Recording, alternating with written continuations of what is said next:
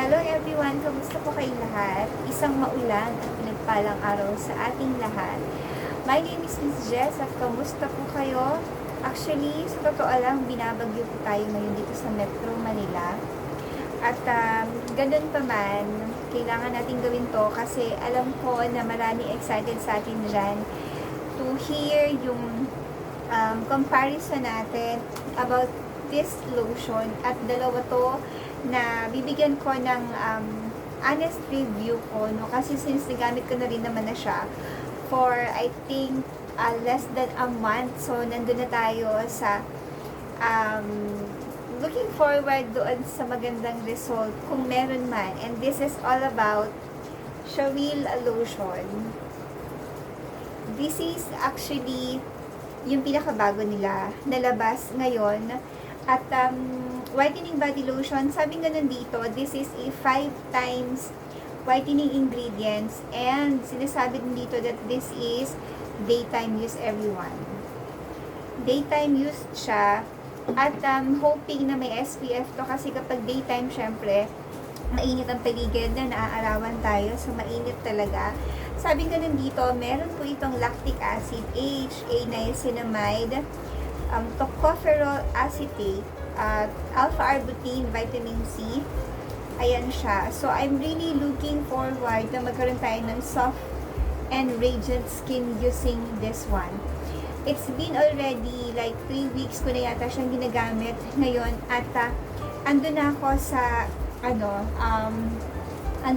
sa looking forward na magandang result nitong lotion na to. So again, ito po yung pinaka OG na lotion from Shawil. Ito po is nabibili rin siya sa mga SM, Watsons, everyone.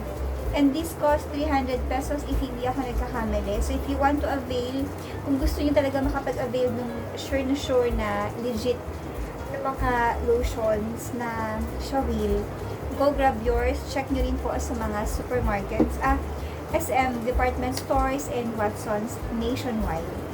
Okay, so proceed tayo dito sa pinakabagong lotion na meron ako. This is actually, ayan siya. So sa likod may sunburn alert siya, mga sis.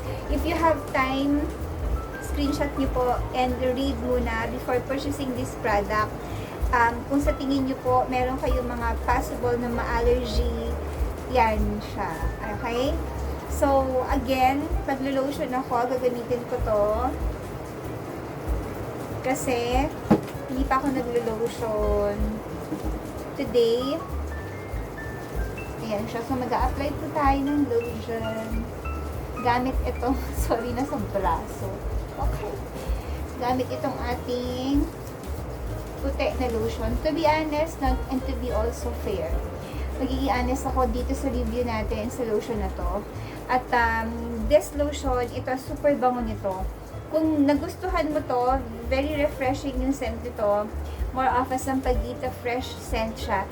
This one is more of a perfumey type of scent, everybody. Mas warm yung scent nito, mas long lasting, mas matagal ko siya naamoy sa katawan ko. And for me, medyo lighter version siya nitong aking favorite scent from Bath and Body Works, and this is Pink Obsessed. Kasama po to dun sa luxury collection. At as you can see, grabe dami ko na nagamit sa kanya kasi this one I think is parang may isang buwan na ba akong ginagamit to, ganun ko siya ka-love. So medyo may pagkahawig silang parehas, everybody, sa scent niya. Okay, so yung pinaka-final thoughts ko about this lotion, for me, this is less moisturizing than this one. Kung ang hanap natin is more of a moisturizer type of lotion, ito po yung pwede natin i-avail. Ito for me, 5 times whitening, I think medyo mahina para dun sa 5 times whitening. Though, attach ko dito yung changes, kung meron man. Dito kasi, sa pink, sa pinaka-OG, it whitens, I think, for a week and 2. Makikita mo na yung changes. Hindi man siya agad-agad na pumuti talaga. Nakikita mo yung visible changes niya dito po, sa Shawil na. pink. I still love this scent. Okay, ngayon, kung nangitim ba ako while using this, kasi since it's a daytime lotion, and expecting for SPF. At sabi nga nun dito, sunburn alert, may ganyan siya. It contains brightening ingredients that may increase your skin sensitivity to the sun. So, kasi usually, kapag po gumagamit tayo ng anything na may brightening or whitening ingredients, mas malakas daw according sa science. Mas malakas siyang makaitim kapag naaarawan talaga tayo. Which, ako naniniwala ako dun. Kasi nung one time na, yun nga, na-expose talaga ako sa araw. As in, mabilis yung pag-itim ko. So, the possibility of sunburn. Kaya naman pala. So, use a sunscreen. Wear sun protective clothing and limit sun exposure while using this product for a week afterwards. Kita niyo yun? There is still, parang reminder and paalala sa atin that we really need to still do some precautionary measures. Okay, using any whitening product kasi kailangan talaga yon. Kumbaga kung pwedeng balot na balot ka, siguro, pag lumabas, kapag sobrang init, then pwede mo rin gawin yun if you want. Like, kung ganun nga, siguro. But, for me, medyo nabagalan lang ako sa result niya.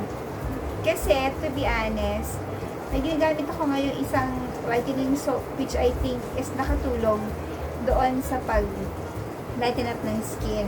Okay, so separate video natin yon.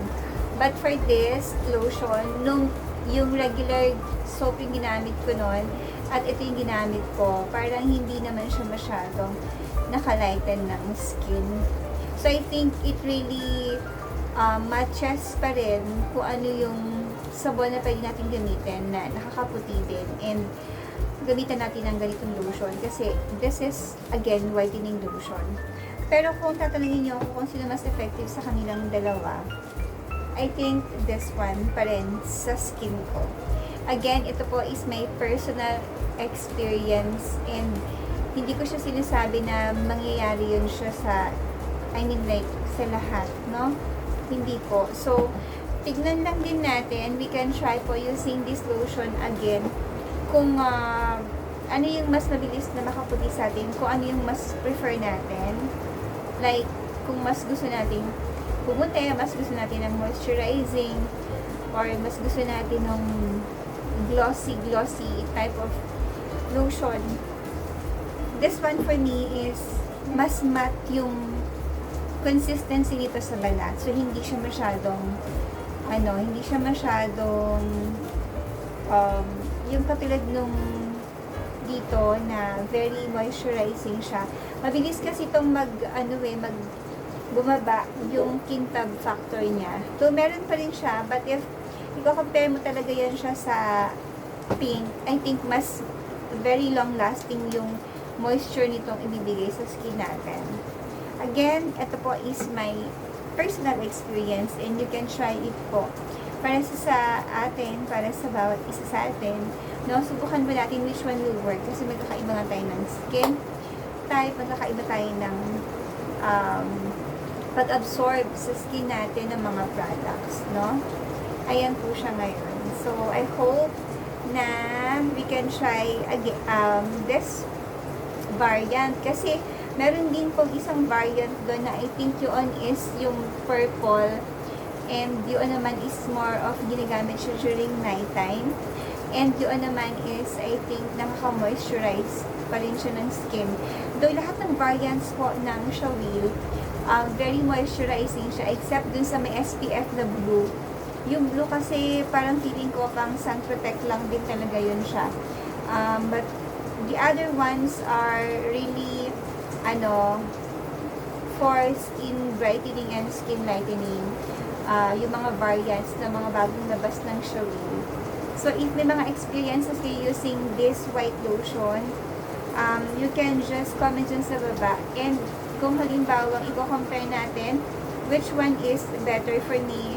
Parehas naman yan siya.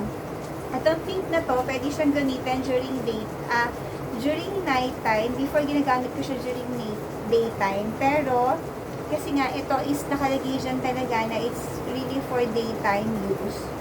Ayun. Kailangan lang to ng naka-sunscreen. And, also, kailangan ng protective clothing.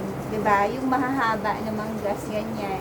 This one kasi, wala namang nakalagay dito. That's, ano siya, for daytime. Pero, nung nakaraan naman, ito talaga yung ginamit ko morning and night. Okay, so, ayun na lang muna po for today's video. Thank you po so much for watching. Please don't forget to like, share, and subscribe sa ating channel. As you can see, konti na lang to. Paubos na rin yan siya. Kaya, yung white, siguro yung gagamitin ko muna. Ito kasi marami-rami. Nakabukas lang natin ito eh. So, ayan. I-enjoy natin yung scent nito kasi super bango nito, everybody.